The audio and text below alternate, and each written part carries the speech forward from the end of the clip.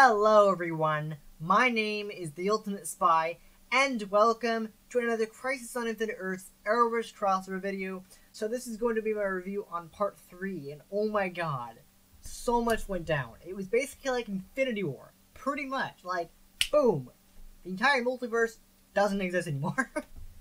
But I will say there were even more Earths introduced in this episode. You have Earth 203, which is apparently the Earth that the Birds of Prey TV series is set on. I never actually watched that show, but the lead for that show, Ashley Scott, who was known for the Huntress in that show, makes an appearance at the beginning of this episode, and it was like, oh my god, I did not expect it. And yes, that was also another Earth that got destroyed. We also got to see Earth 666. Now, I didn't expect this at all, but apparently, when they were basically wrapping up filming for this crossover, Tom Ellis, he's a British actor. He was actually in series 3 of Doctor Who at one point, and he actually cameos as Lucifer from the Netflix series, which is actually apparently based off the actual comic. Now, I have never actually seen Lucifer, but it was still really cool because what's interesting is that the actor himself denied he was actually in the crossover. He was just visiting the set. But no, he lied. He said he wasn't in it, but he was. He actually made an appearance, basically giving Constantine the power to, like, find Oliver or whatever. That was basically the entire thing. That was like an incredible appearance. I mean, I didn't expect it at all. It was like, what? But this episode was just crazy. It was like Infinity War level crazy. Like, basically all the Earths are just gone. Like, Earth 1, gone. Oh my god. Like, shit. Yeah, that wasn't good at all. We also have Black Lightning. It was a really fun part of the episode. We really got to see the bond between him and the Flash, which is amazing. Honestly, it's just incredible to see him because weirdly enough, we weren't actually given a designation for Black Lightning's Earth. Black Lightning will return for the Legends of Tomorrow episode because everyone got wiped out except for the ones that got teleported away. Apparently, they're all gone, and apparently it's gonna be like an endgame thing where they bring everyone back. They bring basically all the multiverse back. Well, who knows? Who knows what's gonna happen? And if the comic is right, then all the Earths merge into one Earth. Or they might not do that. They might just have it where, you know, it's back to normal, everything get better again, the kind of thing. But yeah, in general, this was an amazing episode, and the one thing that really surprised me, because I wasn't sure about it, because in one of the first trailers from Crisis, we have Vibe in the background, and people were thinking, oh, well, Vibe can't be back, because Cisco gave up his powers. And people were thinking, oh, maybe he's a Vibe from another Earth. At this point, like, most of the Earths are basically gone. I think there were like 6 to go, so it's like, wow. But the crazy thing is that the Monitor gives him his powers back. He restores Vibe. Like, Cisco didn't want to be Vibe anymore. He gave up Vibe. It's insane. But yeah, that was like a really crazy thing. That was like, what? And basically all the Earths just gone. They're all gone. Even Earth 1. Like, oh my god, that was insane. And also we get to see Flash Earth 90 again. For the first time since last year's crossover. He actually gets a lot more screen time.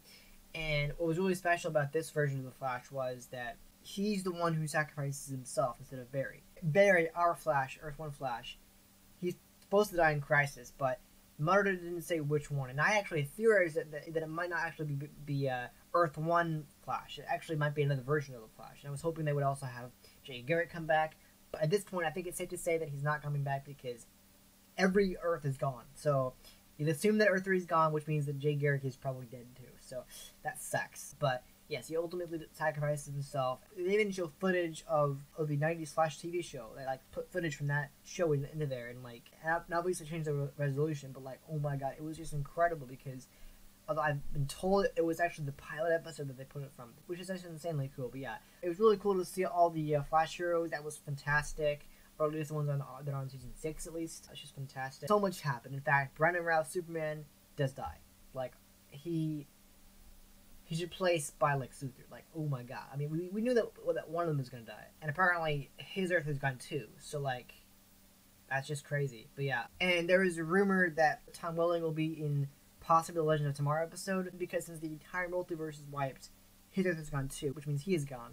And I'm really hoping that he does appear one last time, suited up or not. I would love that, but I don't know.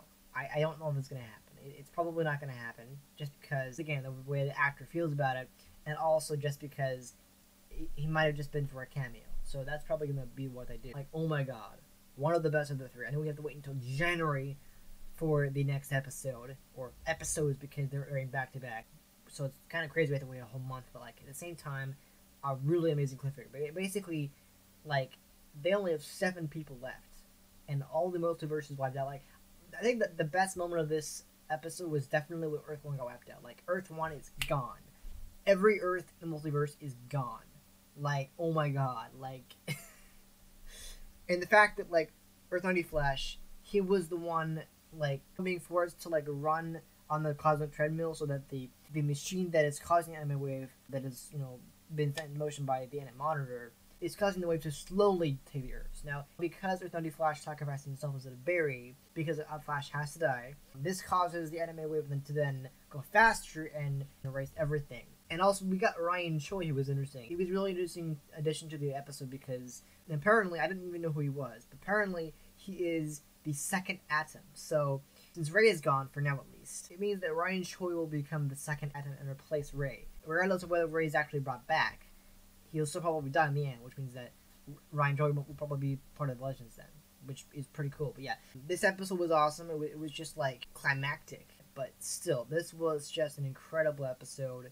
I was so surprised by a lot of things, especially the Lucifer cameo. That was, like, insane. And also, one thing I'm really confused about, because Constantine, Mia, Dougal, and Sarah all went to Earth 666, which is Lucifer's Earth. Again, I don't know anything about Lucifer. I haven't watched the show, but apparently he's part of the DC Universe somehow. So they went to the Earth 666, again, with another version of Oliver. I mean, I think it's another version of Oliver. Everyone's convinced that it's the Earth 1 Oliver, but they didn't get sent to a new Earth. They got sent to a different part of the Earth. So, again, it's the Earth 666 version of Lian Yu. So it's not Earth 1. So this Oliver is actually another Oliver. It's obviously from this Earth. Also, you can tell because he's wearing a different outfit. He's wearing, like, almost like a Season 1 outfit. Like, he's Leon New Garb or whatever. Like, that's, like, wow. So that's interesting. It's very interesting. It's almost like they think he's the actual Oliver. So I don't really know what's going on with that. I'm very confused about that. I can't tell if that's our Oliver because, after all, they did go to Earth 666. So, like, yeah. I think my favorite part of these first 3 episodes are seeing each Earth getting the designation.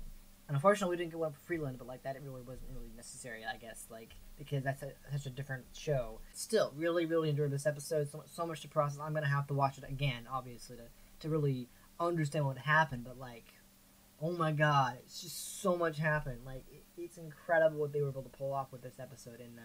And like, special effects is amazing. Just everything like that. Harbinger being the vessel for the anime monitor is just insane. Really, really enjoyed this episode, and that's pretty much all I'm going to say. Again, I can't believe we have to wait until January to get the next episode, which is part 4, which is the Arrow episode, and then following that is Legends of Tomorrow episode, which is a special episode. I wouldn't really count it as a season premiere because it's not really like that, so I guess you could call it Season 5 Episode 0, you want to call it, yeah. I guess, you know, they're not really calling it that, but I guess you could do that. I don't know. But still, it was incredible, and I was really surprised by a lot of stuff that was happening. It's just, like, so much to process, just so much sacrifice happening, and just so many interactions. And also, plus, seeing everyone in the Earth 74 Wave Rider, that was just incredible, especially, like, having 2 Supermen on screen. Although we might not actually get that scene with a 3rd Superman, who knows? I don't know. I have a feeling it's probably not going to be true. I have a feeling that extended cameo with Tom Welling in part 2 is all we're going to get. But I don't know. I have no idea what's going to happen. But anyway, I'm going to give this episode a 10 out of 10. I had no issues with it. It was awesome. It definitely made up for episode 2 for sure. And one thing I will say before I end this review is, in the promo for this episode, I actually thought that the voice that said somebody called for backup was actually Tom Welling's Clark Kent. That wasn't actually. It was actually Cisco. And I was like, very confused about it. Like, is that Tom Welling? Is that Cisco? I don't really understand. So, but yeah, I was wrong. We can always guess, right? And it's like, that's the fun part about it. It's like, that's the surprising thing. It's like, you don't know what's gonna happen. But still, it was a really fun episode, and it's just gonna get more awesome as we get to January with the last 2 episodes.